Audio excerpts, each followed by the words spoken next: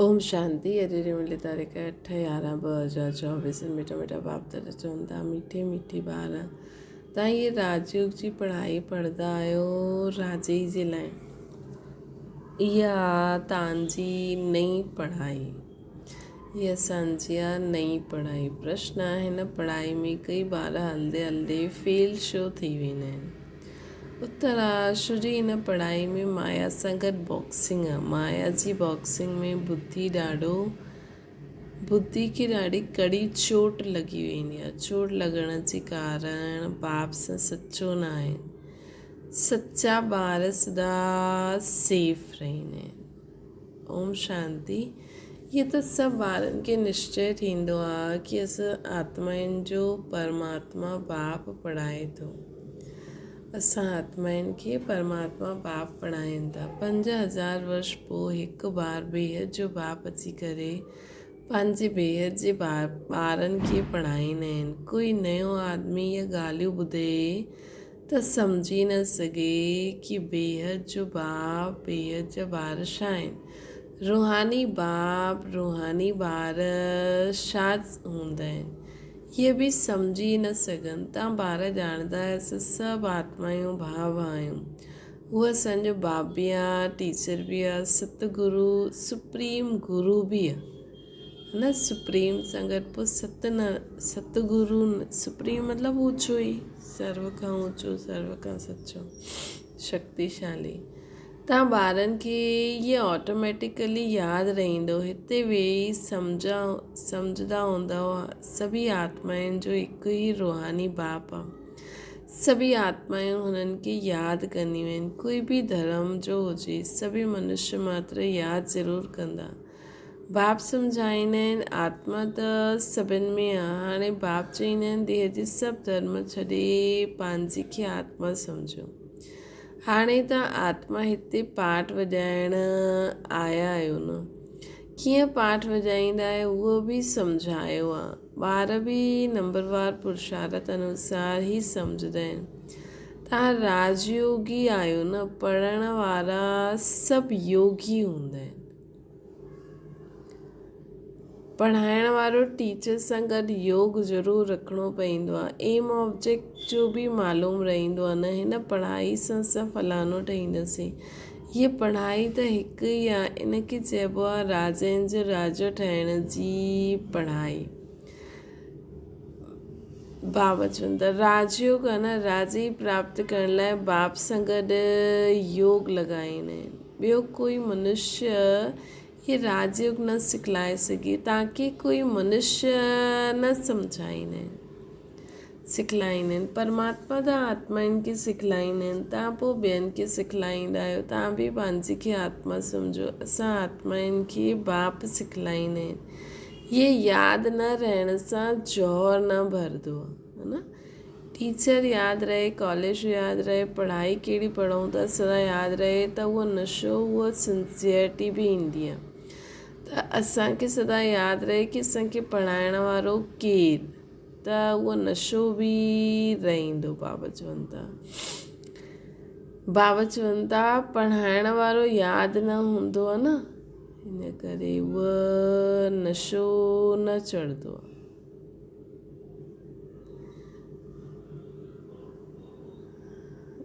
त बाबा असांखे चवनि था कि असांखे केरु सिखलाईंदा आहिनि, परमात्मा सिखलाईंदा आहिनि। तव्हां पोइ ॿियनि खे सिखलाईंदा आहियो। तव्हां बि पंहिंजे खे आत्मा सम्झो। असां आत्माउनि जो बाप सिखलाए थो। इहे यादि न रहण सां जौहर न भरंदो आहे।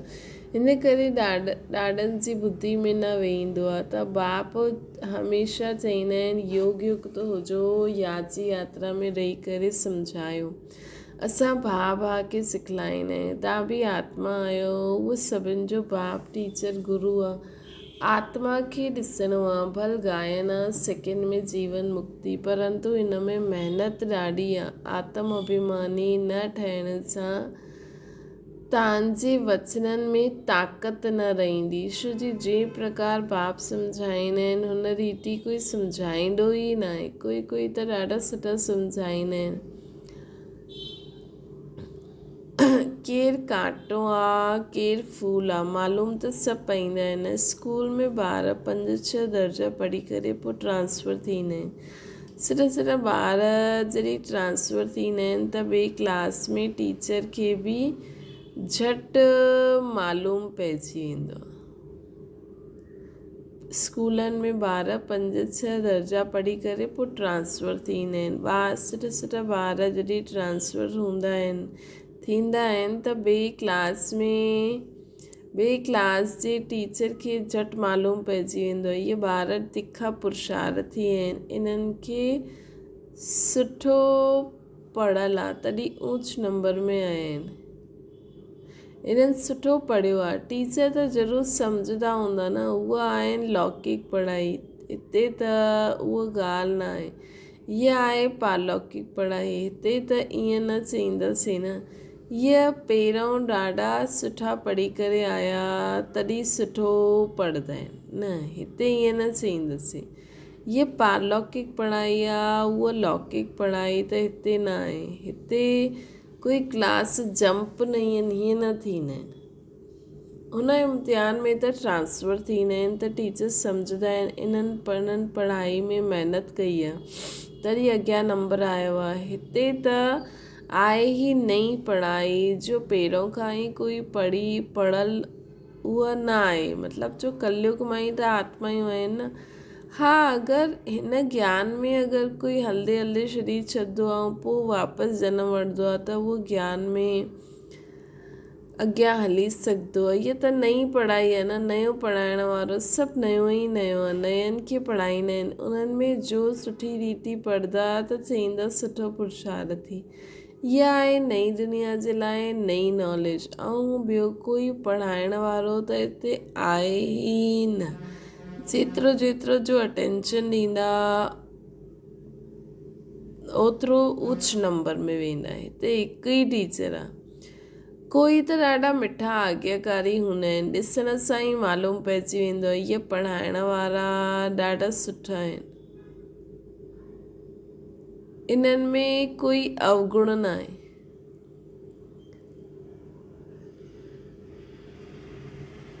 त चलनि सां ई ॻाल्हि करण सां ई मालूम पइजी वेंदो आहे। बाबा पुछंदा बि आहिनि सभिनि खां, इहे ईअं कीअं पढ़ाईंदा आहिनि, इहे कीअं पढ़ाईंदा आहिनि। मतिलबु बाबा टीचर जे लाइ इंक्वायरी बि कंदा आहिनि, इन्हनि में कोई खामी त न आहे।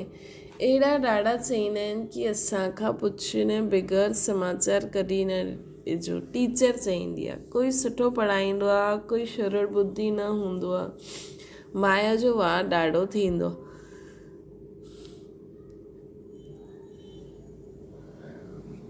इहे बाप ॼाणंदा आहिनि माया इन्हनि खे धोखो ॾाढो ॾींदी आहे।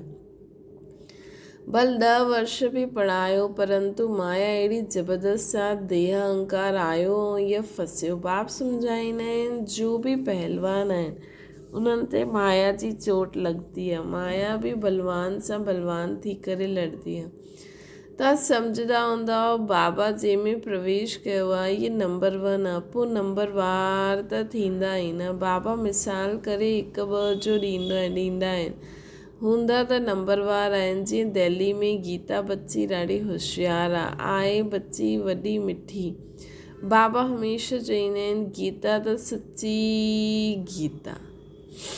मनुष्य उहा गीता पढ़ंदा आहिनि परंतु इहे न सम्झंदा आहिनि कि भॻवान कीअं राज्य सिखाए करे राजाउनि जो राजा ठाहियो हुई, इहे न सम्झंदा आहिनि। बराबरि सत्युग हुयो त हिकु ई धर्म हुयो। कल्ह जी त ॻाल्हि आहे, बाप चईंदा आहिनि कल्ह तव्हांखे एतिरो साहूकार ठाहियो त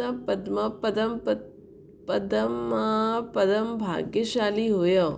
बाबा असांखे एॾो साहूकार ठातो हुई।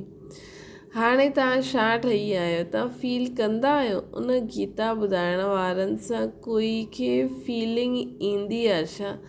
जरा बि न ईंदी। छो जी उहो त कोई प्रैक्टिकल उन्हनि ॾिठो थोरी आहे, अनुभव थोरी कयो आहे। उहो त सिर्फ़ु श्लोक पढ़ी करे ॿुधाईंदा आहिनि। बाबा त हर कल्प में इहे राजधानी स्थापना कराईंदा आहिनि। असांखां ऊच ते ऊच श्रीमद भगवत गीता ई ॻाल्हि आहे। उहो त गीता किताब वेही पढ़ंदा ऐं पढ़ाईंदा। बाप त किताब न पढ़ंदा आहिनि, फ़र्क़ु त आहे न, उन्हनि जी यादि जी यात्रा त आहे न, उहो त हेठि किरंदा आहिनि। सर्वव्यापी जे ज्ञान सां सभु ॾिसो कीअं ठही आहिनि, तव्हां ॼाणंदा आहियो कल्प कल्प ईअं ई थींदो आहे। ॿार चईंदा आहिनि तव्हांखे सिखाए करे विषय सागर सां पार करे ॾींदो आहे।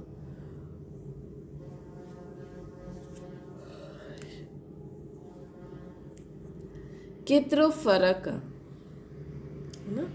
बाबा त असांखे पूरो पारो त अलाए छा छा चईंदा आहिनि भॻवान जे लाइ। शास्त्र पढ़णो त भक्ति मार्ग थियो न। बाप चईंदा आहिनि इहे पढ़ण सां मूंसां कोई मिलंदो न आहे। उहे सम्झंदा आहिनि ॿियो कोई ही तरफ़ उहे सम्झंदा आहिनि कोई बि तरफ़ वञो पहुचंदा त सभु हिकु ई जॻह।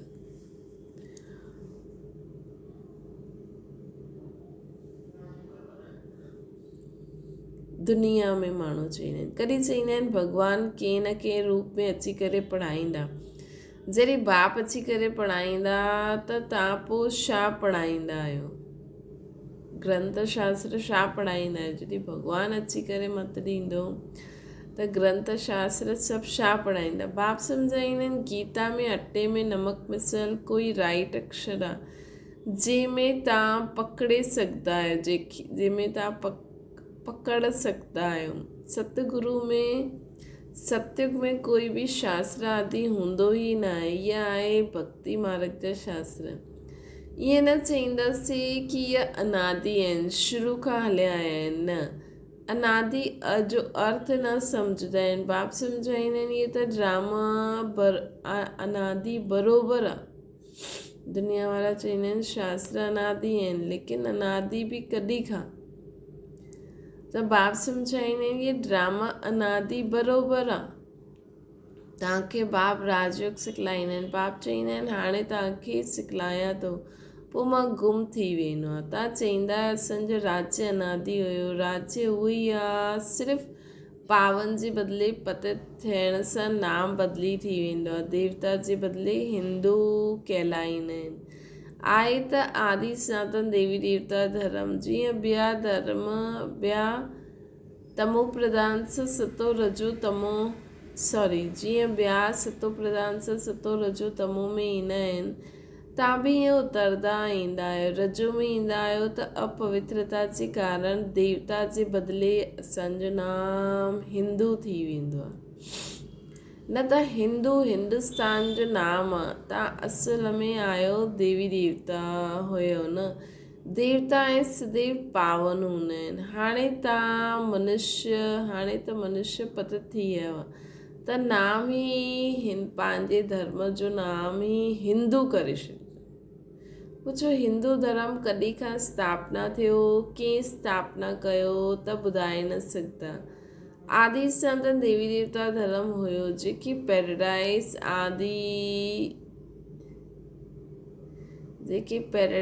आदि ॾाढो सुठा नाम ॾेई छॾिया अथनि। जो पास्ट थियो उहो रिपीट थियणो ई आहे। त बाबा जो असांखे चवनि था कि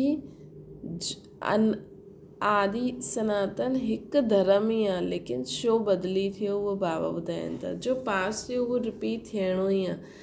हिन समय तव्हां शुरू खां वठी करे अंत ताईं ॼाणंदा वेंदव त जीते रहंदा। कई त मरी बि वेंदा आहिनि, मतिलबु ज्ञान मार्ग में मरी बि वेंदा आहिनि। बाप जो ठहींदा आहिनि त माया जी युद्ध हलंदी आहे न। युद्ध थियण सां पोइ टेटर ठही वेंदा आहिनि। रावण जो हुया, राम जा ठहिया आहिनि। पोइ राम जे ॿारनि ते जीत पाए पंहिंजी तरफ़ वठी वेंदो आहे।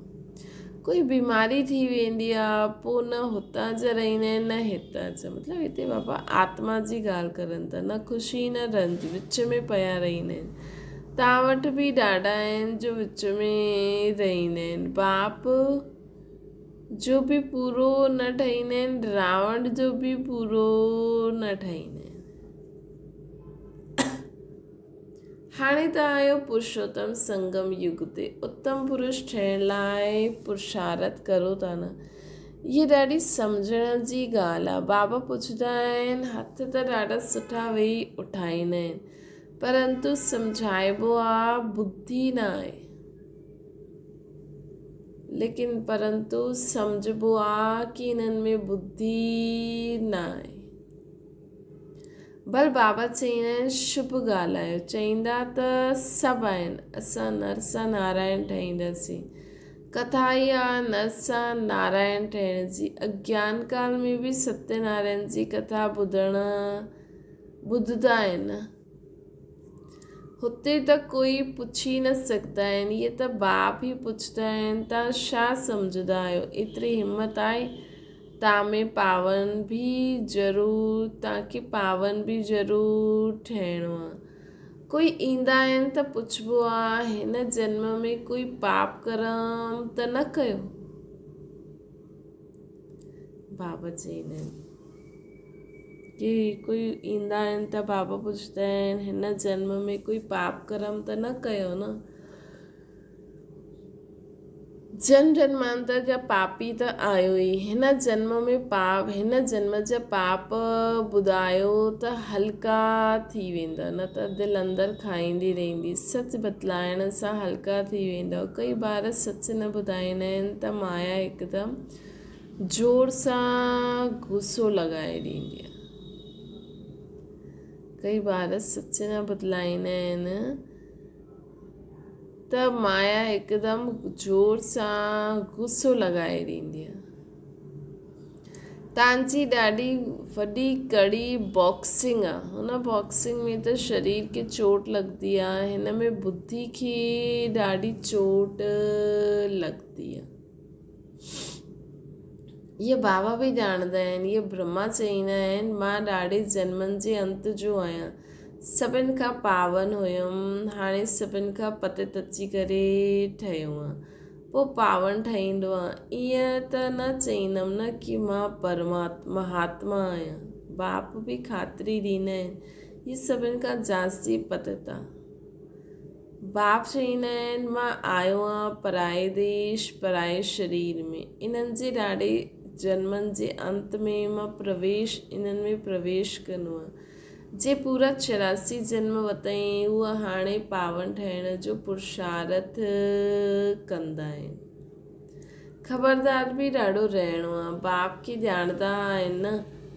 बाप त ॼाणंदा आहिनि इहे बाबा जो ॿार ॾाढो नज़दीक आहे। बाबा ॾाढो ख़बरदार बि ॾाढो रहणो हूंदो आहे। बाबा ॼाणंदा आहिनि इहे बाबा जो ॿार ॾाढो नज़दीक आहे। इहे त बाप सां जुदा कॾहिं बि न थी सघंदो। ख़्याल बि न अची सघंदो कि मां छॾे करे उहो कमु करां। हिकदमि मां असांजे बाजू में वेठो आहे। मुंहिंजो त बाबा आहे न, ब्रह्मा बाबा चवनि था मां मुंहिंजे घर में वेठो आहे न। बाबा ॼाणंदा आहिनि, हसी खुड़ी बि कंदा आहिनि। बाबा अॼु असांखे सनानु त करायो, भोजन त खिलायो, मां नंढो ॿारु आहियां तव्हांजो। ॾाढे प्रकार सां बाबा खे यादि कंदा आहिनि। तव्हां ॿारनि खे सम्झाईंदा आहिनि ईअं यादि करो। ब्रह्मा बाबा चईंदा आहिनि बाबा तव्हां त ॾाढा मिठा आहियो, हिकदमि असांखे विश्व जो मालिक ई ठाहे ॾींदा आहियो। हीअ ॻाल्हि ॿियो कंहिंजी बुद्धि में न हुजणी खपे। बाप सभिनि खे रिफ्रेश कंदा आहिनि। बाबा सभिनि खे रिफ्रेश कंदा रहंदा आहिनि। सभु पुरुषारत कंदा आहिनि, परंतु चलन बि अहिड़ी थी वई न। भुलिजी वञो त झटि लिखणो खपे बाबा असांखां ईअं भुल थी वेंदी आहे। कोई लिखंदा बि आहिनि बाबा असांखां ईअं भुल थी वई, माफ़ कजो। असांजो ॿार ठही करे पोइ भुल करण सां 100 गुणा वृद्धि थी वेंदी आहे न। त इन करे बाबा खे झटि कोई बि ॻाल्हि थिए बाबा खे फटाफट रियलाइज़ करे सॉरी चइजो, पोइ नेक्स्ट टाइम खां न कजो। माया सां हाराईंदा आहिनि त पोइ उहो जा उहे ई ठही वेंदा आहिनि, ॾाढो हाराईंदा आहिनि। हीअ वॾी बॉक्सिंग आहे न, राम ऐं रावण जी लड़ाई आहे, ॾेखारींदा बि आहिनि बंदर सेनावती। इहे सभु ॿारनि जो खेल ठहियलु आहे न, जीअं नंढा ॿार बेसम्झो हूंदा आहिनि न, बाप बि चईंदा आहिनि इहे त इन्हनि जी पाई पैसे जी बुद्धि आहे।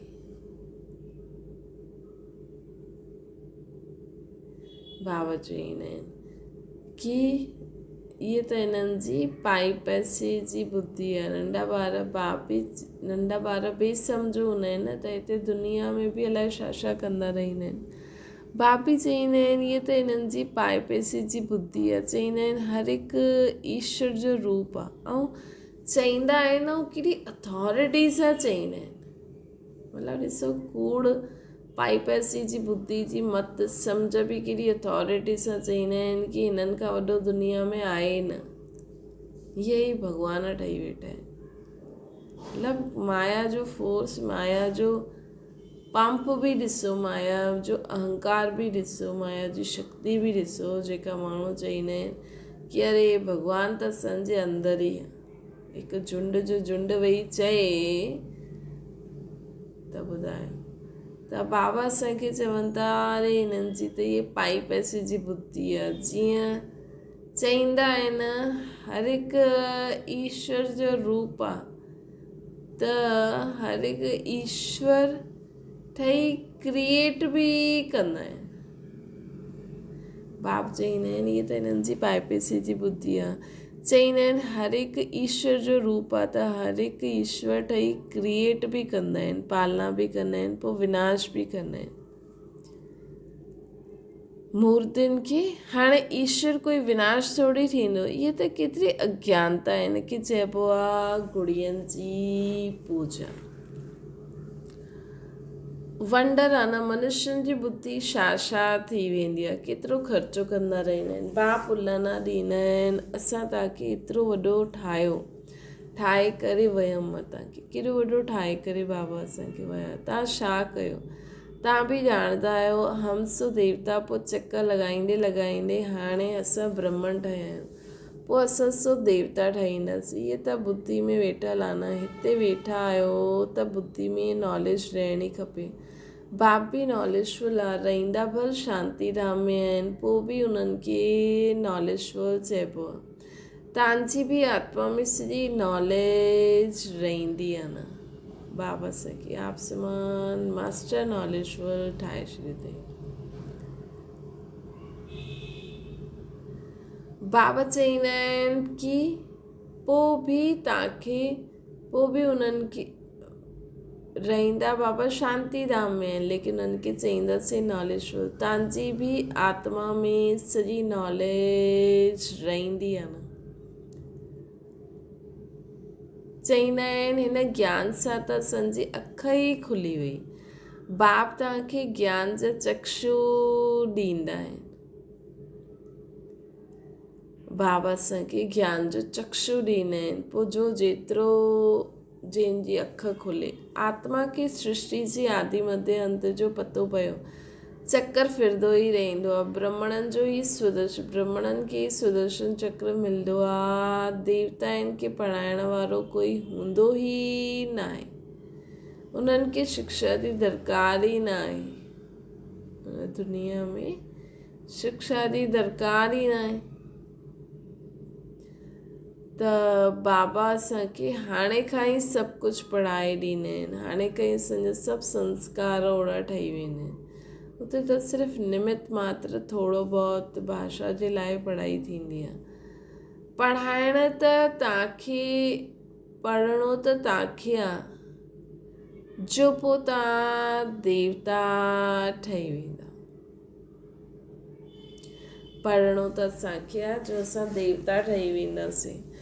हाणे बाप इहे नई ॻाल्हियूं सम्झाईंदा रहंदा आहिनि। इहे नई पढ़ाई पढ़ी करे तव्हां ऊच ठहींदा आहियो, फस्ट जो लास्ट, लास्ट जो फस्ट।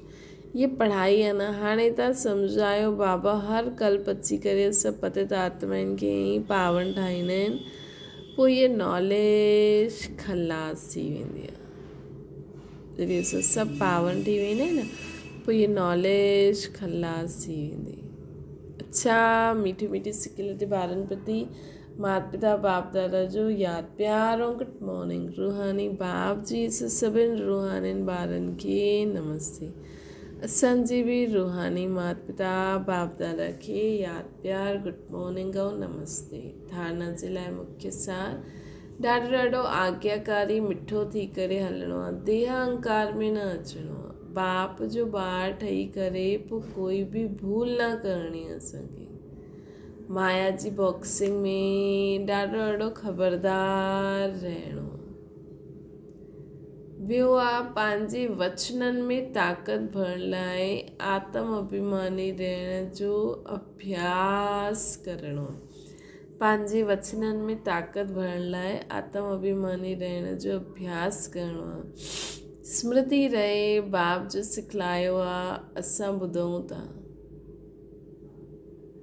स्मृति रहे बाप जो असांखे सिखलायो अथई, उहो असां ॿियनि खे ॿुधायूं था त हुन में जोर रहंदो कि मां हिननि खे छा थी ॿुधायां, जो बाबा मूंखे ॿुधायो अथई उहो मां हिननि सभिनि खे ॿुधायां थी। वरदान अविनाशी नशे में रही रूहानी मज़े ऐं मौज जो अनुभव करण वारा ब्रह्मण सु फ़रिश्ता ठहो। तव्हां ब्रह्मण सु फ़रिश्ता देवताउनि सां बि ऊच आहियो। देवताई जीवन में बाप जो ज्ञान ऐं मौज न हूंदो आहे, परमात्मा मिलन जो अनुभव न थींदो आहे। इन करे हाणे सिधा इहे नशो रहे असां देवी देवताउनि खां बि ऊच आहियूं। ब्रह्मण सु फ़रिश्ता इहा अविनाशी नशो ई रूहानी मज़े ऐं मौज जो अनुभव कराइण वारो आहे। अगरि नशो सदा न रहंदो त मज़े में रहंदा कॾहिं कॾहिं मूंझ में रहंदा। अगरि इहो नशो न रहियो कि असांखे पढ़ाइण वारो केरु, असां कंहिंखां पढ़ूं था, असां देवताउनि खां बि ऊच आहियूं। ब्रह्मण सु फ़रिश्तो इहा अविनाशी नशो ई रूहानी मज़े ऐं मौज जो अनुभव कराइण वारो आहे। अगरि इहे नशो सदा साथ न रहंदो त कॾहिं मज़े में रहंदा, कॾहिं मूंझ में रहंदा। छा स्लोगन आहे, पंहिंजी सेवाउनि खे बि बाप जे अॻियां समर्पित करे ॾियो। पंहिंजी सेवाउनि खे बि बाप जे अॻियां समर्पित करे ॾियो, मतिलबु बुद्धि से सभु कुझु बाबा खे ॾेई छॾियो। बाबा तव्हां जो करायो तव्हांखे अर्पण, बसि तॾहिं चईंदासीं समर्पित आत्मा। मतिलबु मां कयो न, बाबा मूंखां जो करायूं असां बाबा खे ॾेई करे, बसि असांखे बाबा यादि आहे, कुझु यादि ई न आहे, तॾहिं चईंदासीं समर्पित आत्मा। अच्छा, ओम शांति। बाबा खे यादि करो।